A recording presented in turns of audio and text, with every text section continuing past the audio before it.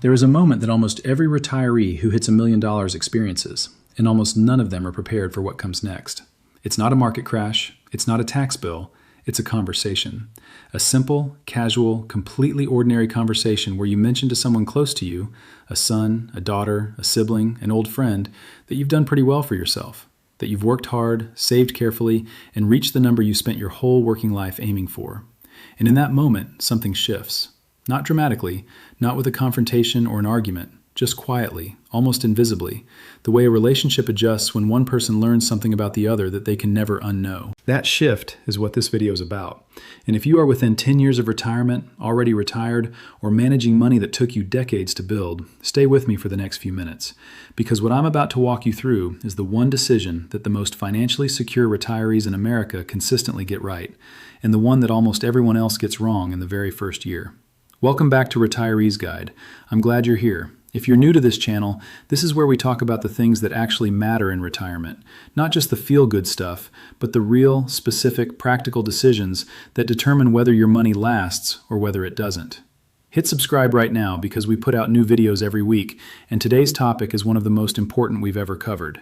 Hit the bell too so you don't miss what's coming next. Now let's get into this. Let's start with the context, because the numbers here matter enormously. The Federal Reserve's Survey of Consumer Finances, the most comprehensive household wealth study conducted in the United States, shows that the median retirement savings for Americans between the ages of 65 and 74 is $200,000. Not $200,000 per person, $200,000 total for the entire household in all retirement accounts combined. That is the median. Half of all Americans in that age range have more than that. Half have less. Many have significantly less. There are even households in that age group with zero saved. Roughly 27% of households 65 to 74 have no retirement savings whatsoever. Now here's what that means for you if you've reached $1 million. You are not just above average.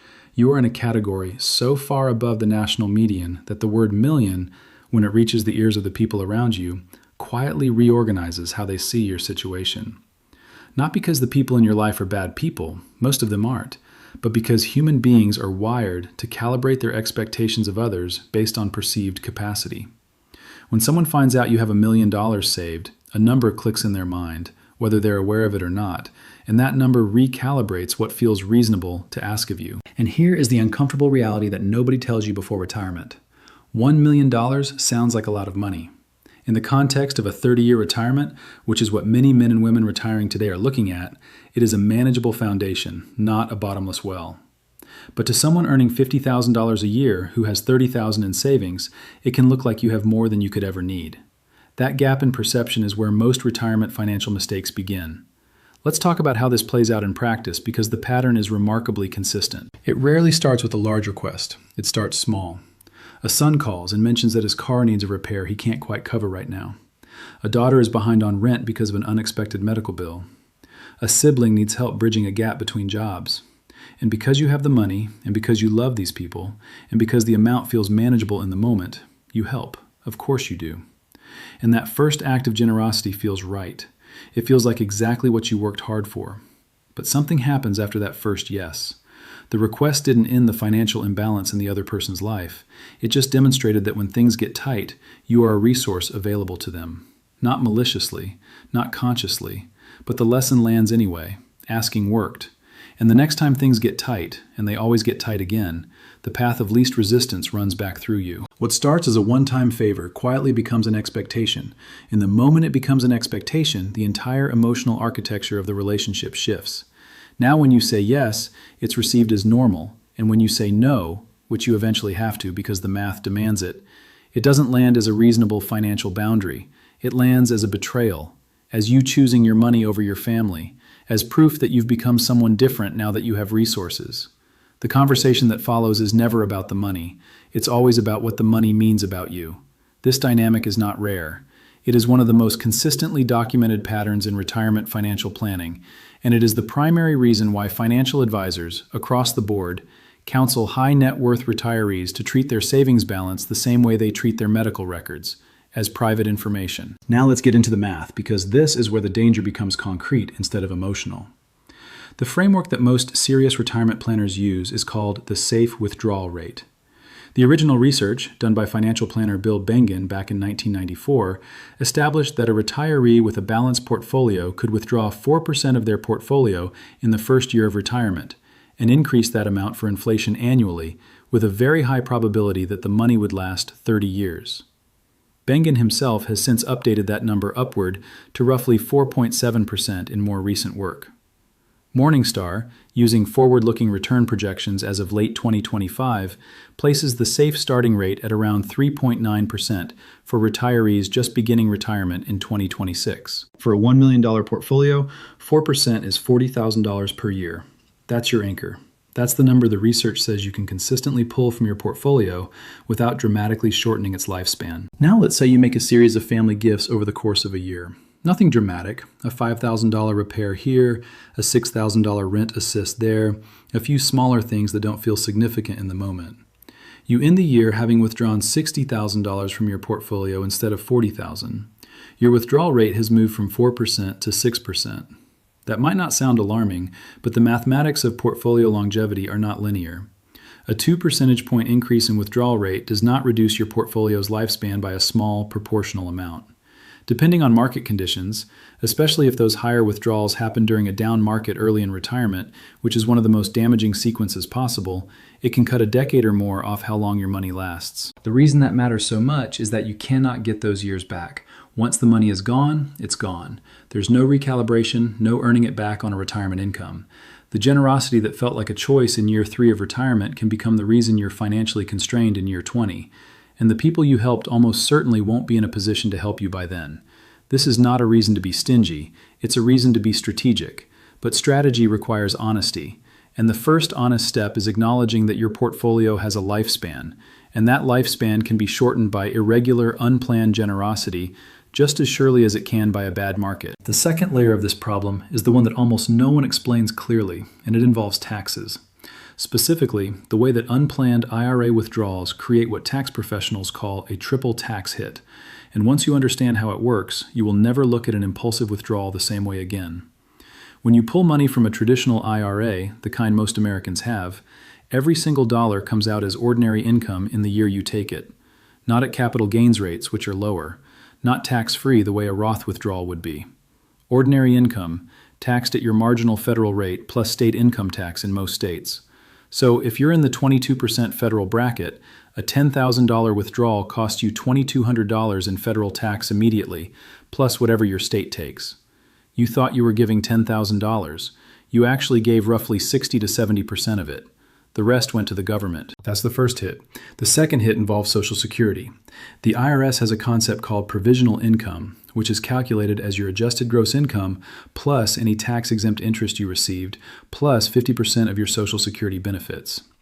When that provisional income number crosses $25,000 for a single filer or $32,000 for a married couple filing jointly, up to 50% of your Social Security benefits become federally taxable. When it crosses $34,000 for singles or $44,000 for couples, up to 85% of your Social Security benefits become taxable. Here's the critical point. Those thresholds haven't been adjusted for inflation since they were set decades ago. They were designed in an era when far fewer retirees had substantial IRA balances. Today, for many retirees with a $1 million nest egg, the provisional income threshold is something they're already dancing close to, or already past, even before any extra withdrawals. One unplanned IRA withdrawal can push provisional income past the next threshold, causing more Social Security to become taxable.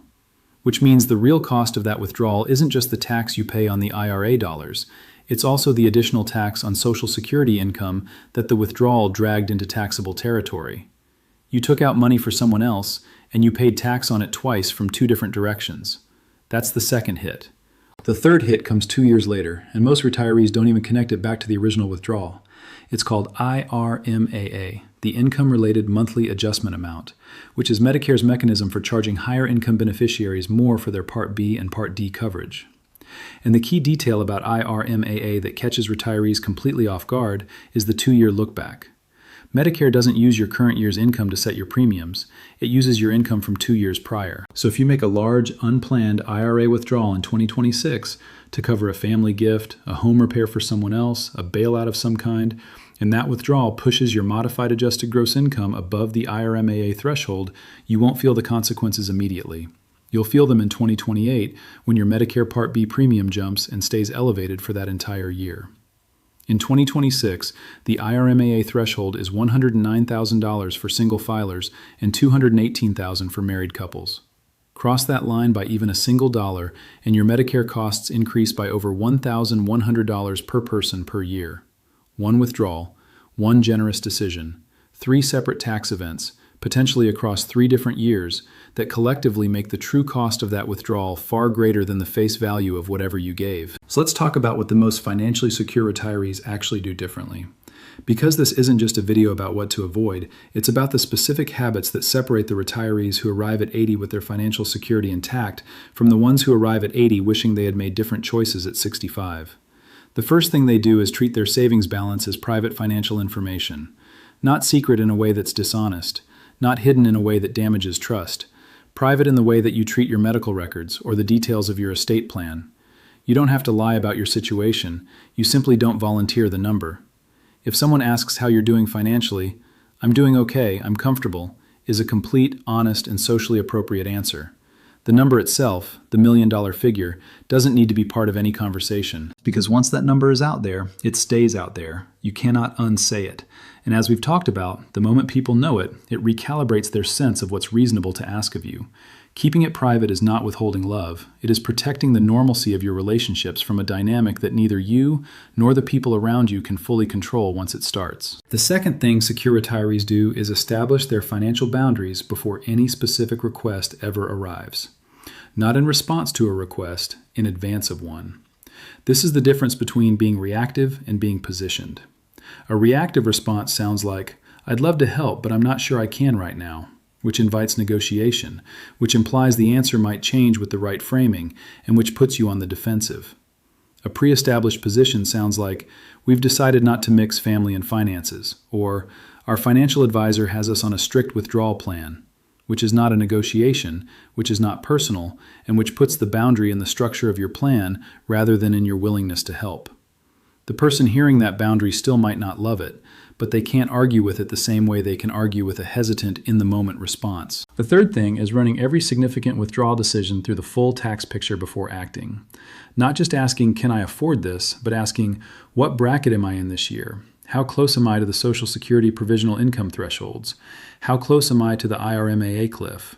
If I pull this money now, what does it do to my Medicare costs 2 years from now? Is there a more tax-efficient way to accomplish the same goal? A Roth account, a taxable brokerage account, a qualified charitable distribution? These are not complicated questions, but they do require the habit of asking them. And the retirees who ask them consistently are the ones who keep significantly more of their money, not because they're stingier or more selfish, but because they understand that the tax system is not passive. It responds to every decision you make. There's something deeper I want to say here, because this video is not really about tax rates or withdrawal percentages. Those are the mechanics. The real thing this video is about is the psychology of what it means to be financially secure in a world where most people around you are not.